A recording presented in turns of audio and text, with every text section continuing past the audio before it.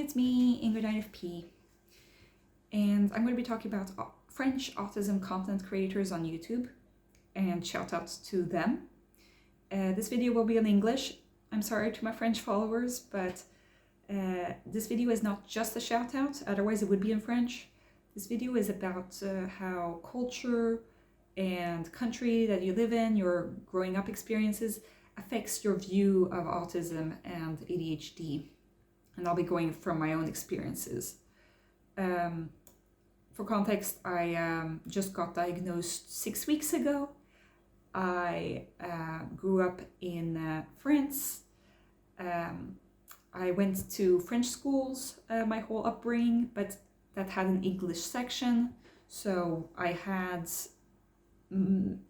many hours a week that had English. I had English teachers that were from England and from the UK, and from the US.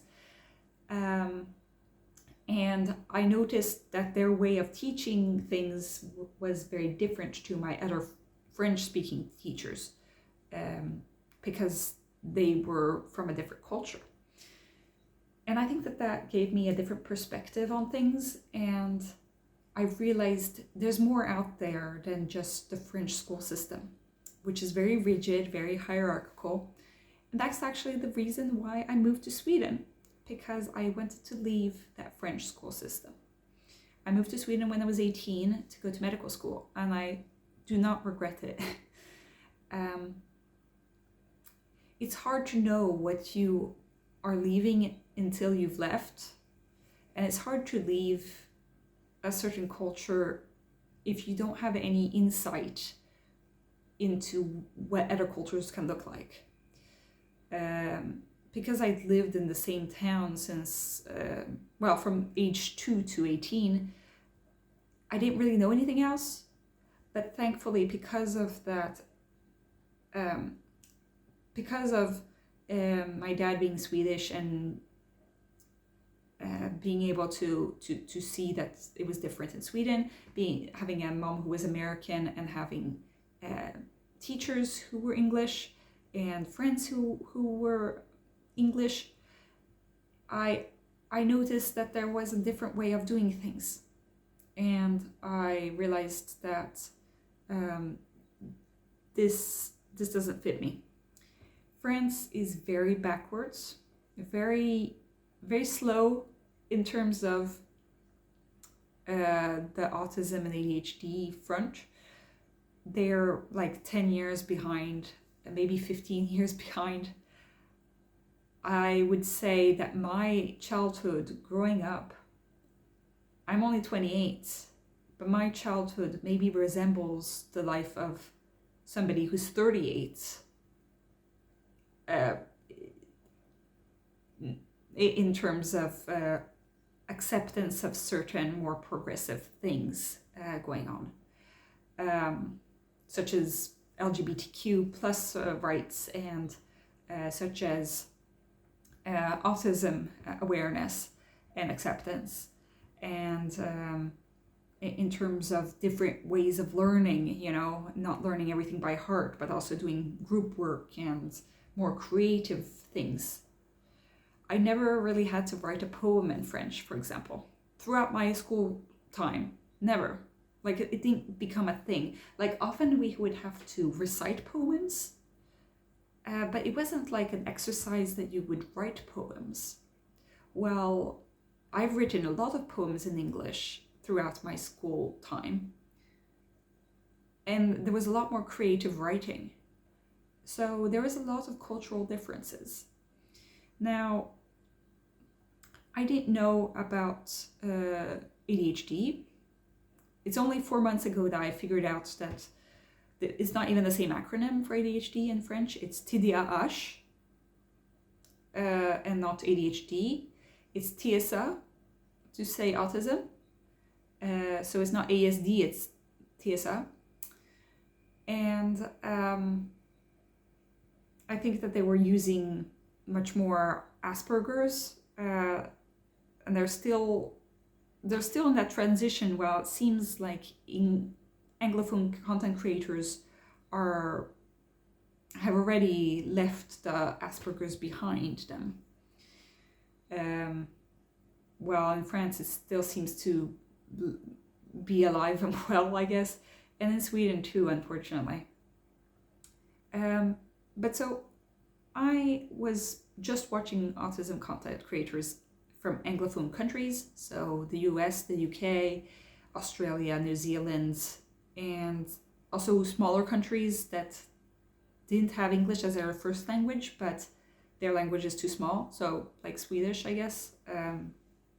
There aren't that many Swedish content creators that make their content in Swedish. It's mostly in English. But French is such a big language that there are people who make videos in French, and they actually have a pretty large following. I encountered first Pawn's journey through watching a Dana Anderson video. And Dana Anderson is one of my favorite English autism YouTube creators. So I saw Pawn in the comments, and then I started going on a rabbit hole. So Pawn's journey, she does videos in English, and they are about her life. Then we've got Joanna en Pyjama, who makes videos about both educational and a little bit of her own life. She's a social worker. She does little sketches sometimes, and that makes me happy. One of her special interests is Daniel Balavoine, which is my favorite French singer. He was an advocate for human rights.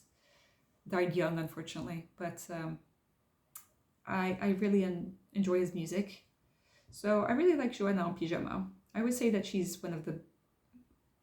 It's impossible to avoid her if you're going into that community. Next, I went to Mésange. She's always very happy in all of her videos. It's impossible to be sad watching one of her videos. She talks mostly educational videos, but sometimes she talks about her life. I don't know what kind of job she has right now. It seems that she's had many different kinds of jobs. She's worked as a cashier. Her videos, I think that she's the biggest content creator we're talking about here. Maybe, unsure. But she does not allow comments on her videos. She has a separate Facebook group where you can go and talk. I'm not part of it, but I would recommend it. She also does workshops for a certain fee. So that's Mésange. I also recommend Dans les yeux d'April. She's a teacher, and she sometimes talks about her dyspraxia, and she talks a lot about neuroscience. You can tell that she's a teacher. She's very organized and clear when she speaks. And she talks about neuroscience, and she said certain things that I've never heard on any other channel. So I am very happy that she's around. I think that I relate a lot to her, actually, more than certain other people. Then we've got two people that I don't follow, but that I highly recommend. Sometimes I don't really know why I don't follow people. Sometimes it's just I had a bad day and somebody's voice is grating on me, and then I unfollow. I guess that's how most people do things, but they don't admit it. But I really like A Space Girl. She's a person of color, which I think is important to have representation. She speaks with a very soft voice, which is nice, and I enjoy that. But the problem is that I can't concentrate on her videos having it in the background. I need to actually see the screen. So that's why I don't follow her. I'm sorry. I have to do what I have to do, but I really enjoy her videos. She makes videos about her life, but also educational. and she's unemployed, and unfortunately that's the case of most autistic people. It's either you're unemployed or you're in unstable employment. It's not easy joining and staying in the workforce as an autistic person. And then we've got Alistair H. Paradoxé, who is a trans man and is the best. I think that the video quality of H. Paradoxé is the best. I think that this person has studied video making, and I would say that they're the most professional videos I have seen. And they're very short videos, which is appreciated. Not everybody can manage to go through a long video like mine, you know. So I really appreciate it. So those are all of the content creators that I follow on a regular basis, you know. There are, of course, others, but those are the ones that I focus on. And it's very healing to see this, because when I was growing up, it's very nice to know that we have a cultural background that is similar. I sometimes have a hard time relating to the Anglophone content creators because their schooling was so different. And sometimes I will relate to like a 40-year-old talking about when they went to school. And it's like, wait, you know, I'm not at all that age. But it's because the school system is so traditional in a sense, you know.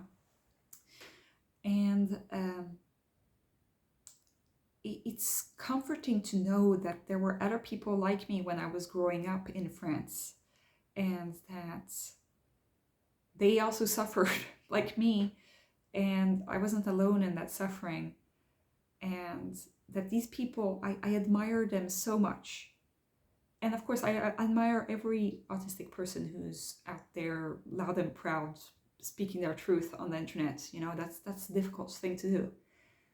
But especially the French content creators, because it's such a repressive system in France.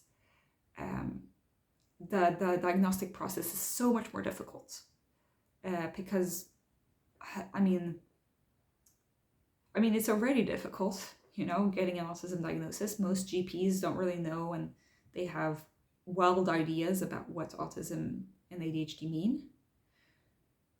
And it's even the case in Sweden, that is a very progressive country, and in the US, and in the UK, and in Australia. But imagine how difficult it is in France, you know. And when these French people start talking about their experiences in France, I'm like, yeah, I wasn't imagining things. The life in France is hard, and especially hard if you're autistic. And it's difficult to explain. It's difficult to explain that it would be so difficult in that country. It's, you know, there are certain countries you would expect that because they aren't progressive in certain ways, or because they aren't they don't have the resources for you know, an autistic treatment, that there would be a lack of awareness and acceptance in those countries. But in France, you know, France has a good healthcare system. You know, why would there be such problems, you know? And unfortunately, it wasn't that long ago that in France, like in the early 2000s still, they would pack children in cold, wet cloths to relieve meltdowns. So when I was growing up, I did not know about autism. I thought that autism was an insult. Then I found out about like geniuses that are autistic, basically through this book. I really liked the book of The Curious Incident of the Dog at Nighttime. That was one of my favorite books, actually, at a certain point. Wonder why, you know? But I recommend that book. It's outdated now, you know, but it's kind of the book that created the stereotype. So you can't blame it for creating that stereotype, really, because at that time there wasn't any awareness. So you can't blame it for trying to show a person who's autistic for the first time, maybe in the book, you know, and actually saying that the person is autistic. But so yeah, I knew of those kinds of people. There was one person that we knew who was a few years older than me. He was really great at drawing maps. But it was really awkward speaking to him. And even though he was much older than me, he was also, he felt like he was much younger than me. And I just felt uncomfortable because I didn't know what to do in that situation. Like, he was put with me because we were both kids, but I didn't really know, like, how we could connect, you know? So it didn't go that well. Otherwise, the only experience I had with autistic people were small boys who could not speak and who played with trains. That was the thing. And often I would witness their meltdowns, and they were violent. And I didn't want to have anything to do with those people. So yeah, I mean, I had ableist upbringing, and so I developed ableist ideas. That's how it was. I'm not proud of it, but that's how it is. And concerning ADHD, there was a girl in my class in primary school who had dyslexia and who was hyperactive. And she sometimes went to a special class with this teacher for special needs. They didn't even have a word for it. They were just like, she's a teacher for kids with problems. And yeah, this girl ended up becoming pregnant as a teen. And yeah, I wonder sometimes what happened to her, but she wasn't very nice. She was very rough, and I did not like her. But I understand that a part of me not liking her was because of the stigma of her not being able to read and being always told to read aloud in class, despite the teachers knowing full well that she had difficulties. You know, it kind of makes me angry for her now. Like, why did they make her read aloud in front of the whole class, knowing that the class was going to laugh at her? I don't understand. So we all just thought that she was dumb, basically. And then everybody, there were several kids in that family, and her cousin, they all had ADHD. Her cousin is the reason that we couldn't play Beyblades in school, because he put a Beyblade on somebody's head, and that kid got hurt and reported to a teacher, which was stupid of that kid, really. You know, but so Beyblades got banned at my school, and that was the whole rage at the time. I loved Beyblade. I just found it so cool, and I really loved I had a Beyblade that was resistance, which was very rare to have resistance. It sucks. It sucks. You basically went to have attack or defense on Beyblades. And I had a Beyblade that was resistance, and I thought that was cool because I had waited so long for my parents to buy me a Beyblade, and I was just so happy to have one. But it was actually one of the worst. But the resistance one could stay, as long as nobody touched me, it would stay rolling a longer period of time. That was my story about Beyblades. Anyway, that was my only experience of ADHD and autism growing up. Now, these small kids who didn't speak and who played with trains, they were all going through ABA therapy. I know this because I thought, that's an interesting name, ABA, why isn't it ABC? That was my thoughts at the time. Now I know that it kind of sucks, but it is much better than being wrapped in a cold wet cloths, which was the treatment before ABA, I guess. So I can't really blame the parents who did this. Most of those parents ended up moving to Sweden later on, actually. But one of them didn't, and she ended up coming out to my mom and saying, my son has autism and Asperger's, and she said, I also have Asperger's. And my mom thought that she had gone crazy, that it was impossible for an adult to have autism, and especially for a girl to have autism. And then we lost contact. And since then, this woman has become an advocate for autism. I don't know if she still endorses ABA therapy, but she did put her son through ABA therapy. And I don't think that she has apologized on her public channels for that. But I still really admire her because she was one of the first people. This was 2008. She was one of the first people to actually talk about autism and try to normalize it. Well, just like, and make people accept that it's a thing that isn't terribly bad. And she went to advocate for herself. And I think that she got an autism diagnosis for herself at that time. And I actually wrote to her 2 weeks ago. I said, hello, do you remember me? I'm daughter of such and such and brother and sister to such and such. The reason that my mom and she met was actually through my brother, because my brother was the same age as her son. It's just that her son could not speak. I've reconnected with her.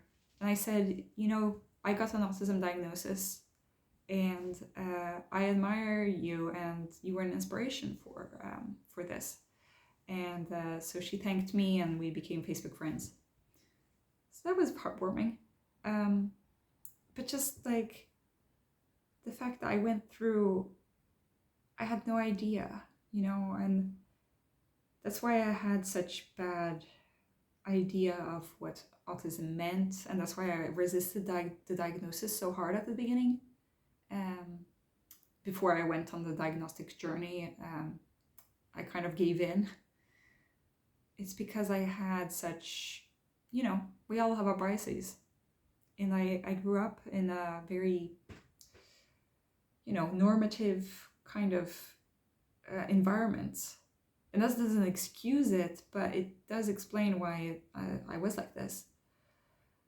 And so I was judgmental, towards people who had autism. And to see autistic people who are proud about it and who are willing to talk about it and work against the stigma out in France, it's just so heartwarming to me. And I'm forever grateful for those people doing that. I didn't benefit of their help while I was, growing up and such. But it did help me in those last few months before my diagnosis. It's just so good to here is somebody that I relate to, They went through the same thing as me. They have seen the same culture as me growing up. And they were autistic and they didn't know it, just like me.